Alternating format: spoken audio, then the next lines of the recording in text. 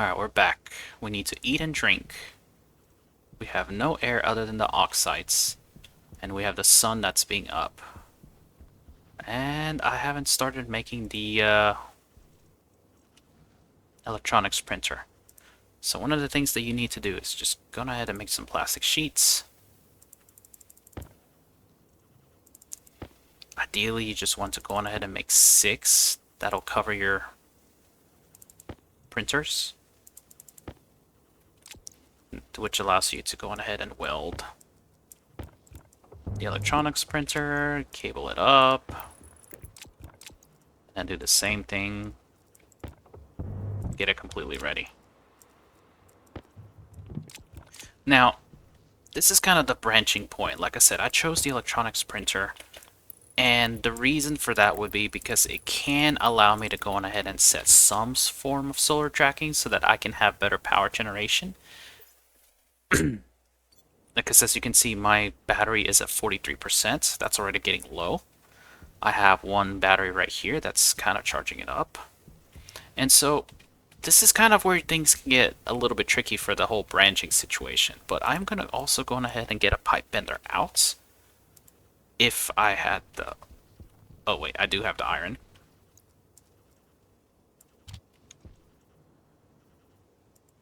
And just going ahead and work on getting that out as well. Now, as far as things go, I need to go ahead and eat and drink. My battery is charging thanks to the sun, so that's good. I don't necessarily need to get a solar tracker, but I could. Especially for something like the moon, it's going to be very simple to just have it tracking vertically, but this is one of those things that the longer this stays on there, the longer you can keep charging this battery and basically keep production going. Now, when it's time for your first eating and drinking session, having pipes is absolutely helpful for this, especially with your active vents. On a vacuum world, you don't have to worry about vacuuming out. All you have to do is really just drop some oxides, probably open your waste tank, and that'll make it breathable in here. And I can go on ahead and eat and drink. And then I can store the oxides in this pipe section so that it isn't wasted. But honestly, for a cold world, you can actually just afford to just outright waste it. Additionally, if you really have nothing else to do other than waiting, go on ahead and remove your suit so that your hygiene can actually begin recovering. Now, the reason I mention that is because when your hygiene hits yellow, you won't recover your mood. As if you forget to eat or drink, then your mood is basically stuck. When your hygiene gets red, your mood actually starts dropping. When your mood hits yellow, you actually spend your food a little bit faster. This may or may not break you on the brutal start, but it can be a slight detriment. So just keep that in mind. But only really do that when you're in an idle state where you're really not doing much of anything. Okay, so now this battery is full. So let's go on ahead and charge another battery. And this is another point where you should probably take the daytime for the cold worlds to go out mining for resources that you need. Or you spend the time working your solar panel to keep your power generation going. It's one of the two things. If you have plenty of the resources from mining, then you can actually just print out what you need and basically go through with the normal stuff. Now I need to smelt some copper. Go ahead and smelt that last bit of copper, because remember, the electronics printer is going to help you with power. The pipe bender is going to help you set up your essentially finish setting up your base. And the last thing you need is going to be the furnace, which I just barely have enough. So I'm just going to go ahead and queue that, and I'm going to go on a mining trip already.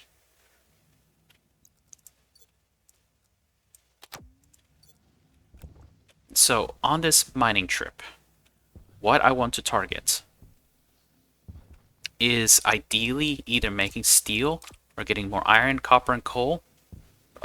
Iron and copper to keep building. And gold. Now the reason I want to target steel is because that allows me to get a station battery for better power storage. Could also just use a solid generator for power storage. This is actually the tricky part for the brutal start. Your station battery is very useful just because of the sheer amount of power that it can store. And as always, I really do recommend that you go for making 200, a batch of 200 steel, but you can go for less. You need enough steel to make a station battery. And you also need to have enough coal to basically power, charge it with a solid fuel generator. So that's what I'm going to go for right now. So while I go get resources, I will meet you back. Alright, I'm back. Now, I am back. The sun is basically coming down. I'm going to cook a little bit more iron. And I am going to see if I can squeeze a little bit more power from the sun, but I believe the answer to that is no. Yep, the answer to that is no.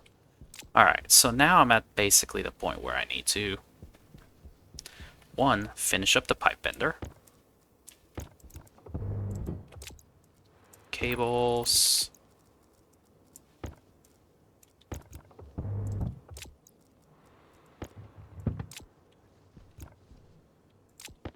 I need some iron sheets so that I can finish up the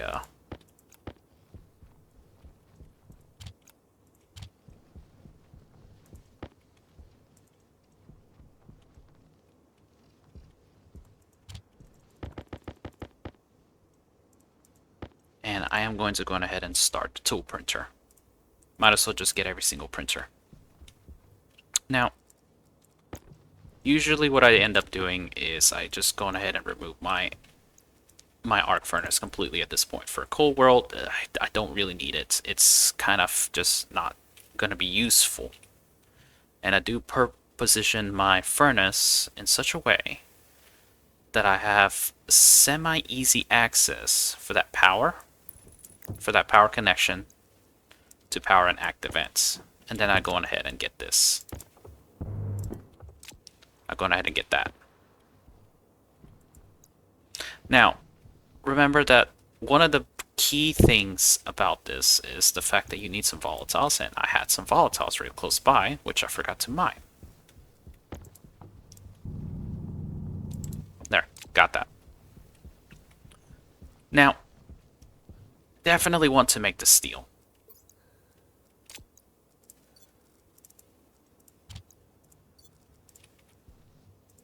And remember, a furnace is very easy to fire up. Just get it going. Let's go on ahead and cook the steel first, then the silicon, then the iron.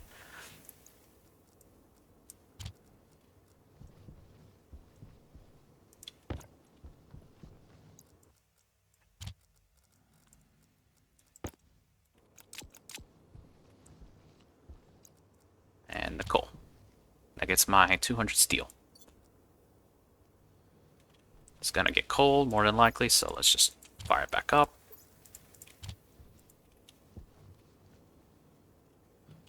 And voila, got my steel. And this is basically what the joys of the furnace. At this point, anything I put in here is just going to be instantly smelted.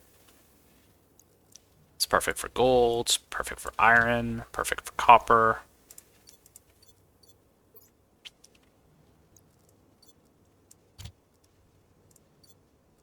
And this is actually going to be extremely helpful just because of how much this saves on power and just how quickly this gets things done.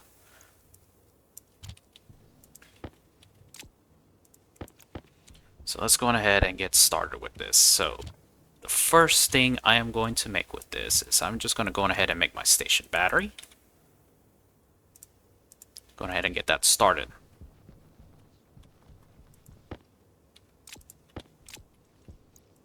See, if I had gotten the tool printer out quicker, I could probably have a mining backpack of stuff, but now I basically have a tool printer, and I can go on ahead and get this built.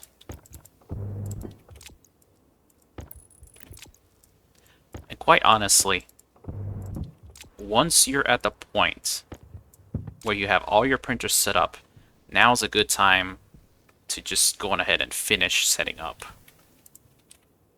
your shelter. Hopefully you have plenty of materials to keep this going.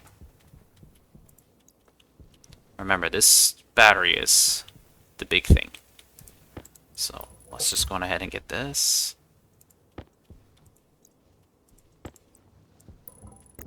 One, two, and I need 2 walls. Do I have walls? I do not have walls, so yeah, let's just...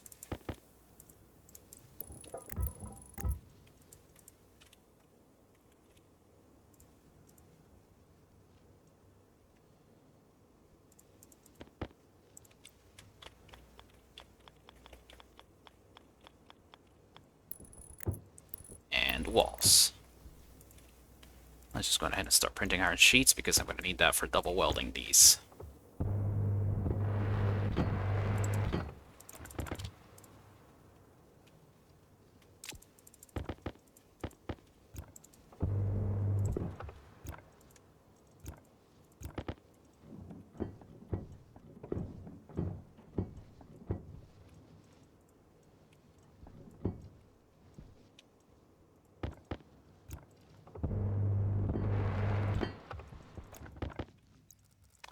And again, just keep using your flares.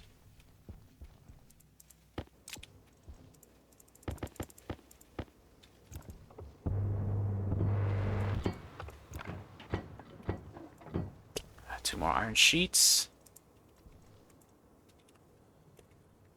Generator. Solid generator takes a lot of resources. But there's something to be said about using that as essentially your very quick, basically just done type thing.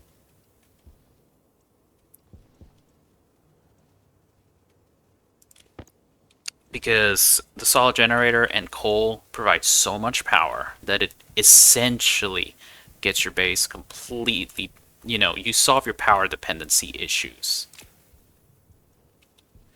Now what I should have done was open this to get the steel out, but I did not do that, so that's my bad. Again, that just basically gives me some idle time, which does not help me. And at this point, idle time is bad. I guess I could just air out a bit. I mean, what else can I do at this point other than airing out a bit? Pressure critical. Temperature critical. Low pressure. That battery's at 25%, which is not a good sign. This is where some emergency power might be needed. But that is almost done. The power generator takes quite a bit of power. This is one of those things that when you're at the station battery power generation side of things, you have to kind of watch your battery. Make sure that it doesn't dry up so that it can make what you need. Alright, let's get the steel out because you need 2 steel sheets. And you also need some heavy cables.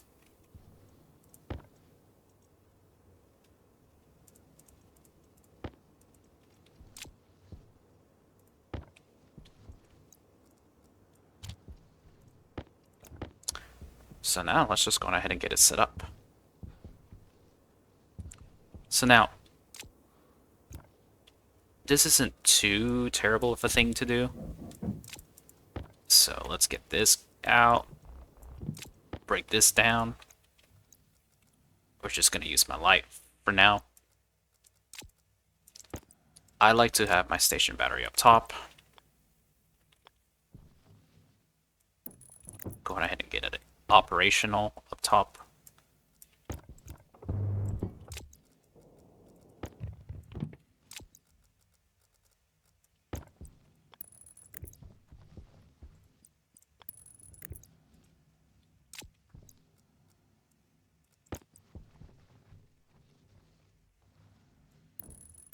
And let's just go ahead and pop this sucker open and put in our coal.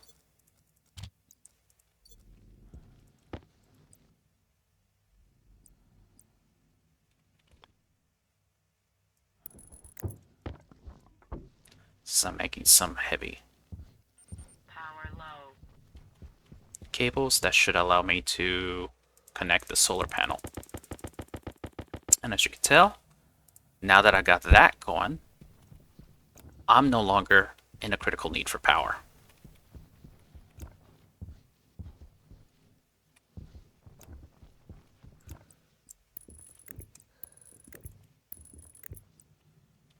Now, why?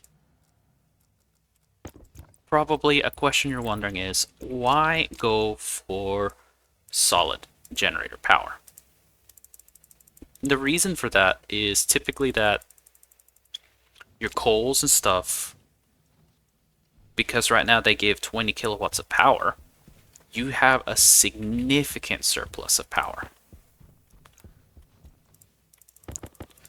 And so what that allows you to do is make the most of your time by basically burning fuel to give you a huge chunk of power.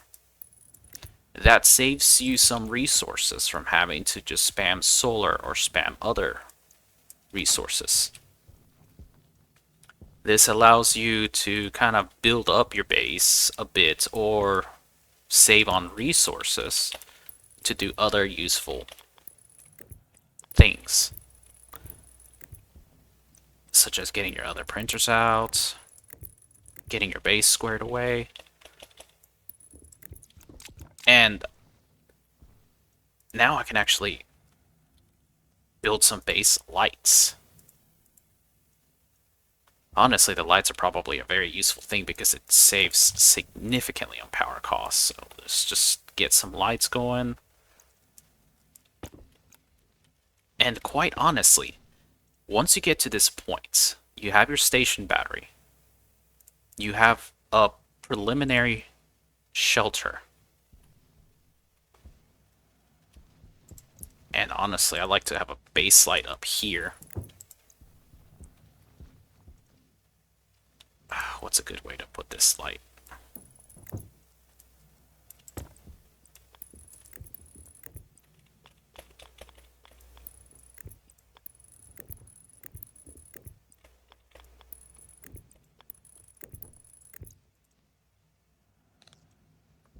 There we go.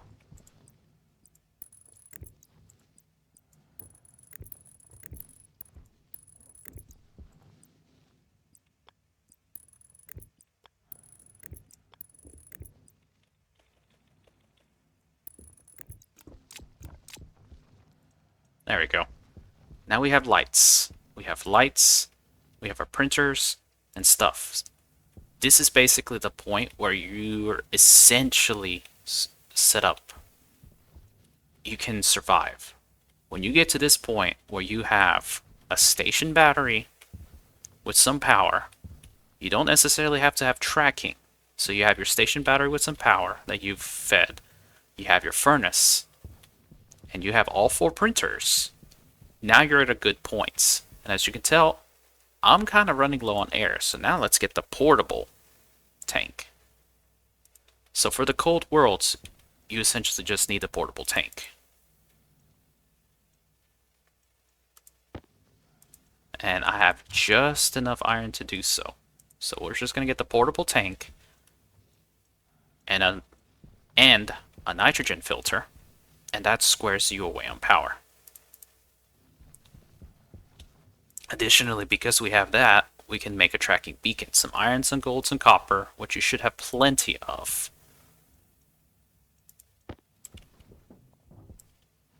Alright. Just go ahead and slot your oxide. Nitrogen filter. Ooh, need a little bit more iron. That's fine. There's probably plenty of iron out here. Alright. Let's get my nitrogen filter out. can see that's not a lot of pressure in here. But when I combine this with my nitrogen filter, now I basically have Air tank critical. some air. Oxygen low. And there you have it, guys. This basically is a brutal start for the cold world. So the moon is going to be the easiest. The only differences with Mars would be that you need to vacuum out your shelter. I have a basic livable hut, and from here on out, day 2, we are stable in power. We have all 4 printers. And now it's just a matter of going out and getting resources. And with the ability to make a tracking beacon, or a beacon, if you really want to do that, now we just go out mining for resources. From here on, it's just a matter of, do you want to stabilize on power? If so, you need resources for more solar panels, or set up a solar tracker. You want to set yourself up for atmospherics. Well, that's why you have the pipe bender for, so that you can get your passive vents, your cows, your extra active vents, furnace venting system. That's, covers that. You need to tech up. Well, you have your tool printer. If you can get your tool printer out, you can get your backpack, go out, do the normal stuff. So basically, from this point on, this is just a normal survival. As you can tell, the hardest part in the beginning was getting this set up. Now, remember, you gotta work towards your food and your water. And Air tank critical. at this point, Oxygen low. you got through the hard part. I could pressurize this base, I could make an airlock, all that fun stuff. Alrighty guys, I'm hoping that this at least kind of helps you get started with a brutal condition. And yes, I do have a lot of experience. And yes, I do have quite a bit of experience on this, but it really is not as hard to get going as you would think. It's really all just a timing issue. And you don't have to quite rush all 4 printers. I usually like to rush all make sure all 4 printers are active, because that allows me to, on a whim, go after something that I would need. And quite honestly, those printers is really where you begin the survival. So, thank you for your time. Hope this helps. Thank you, and you have a good day. Bye-bye.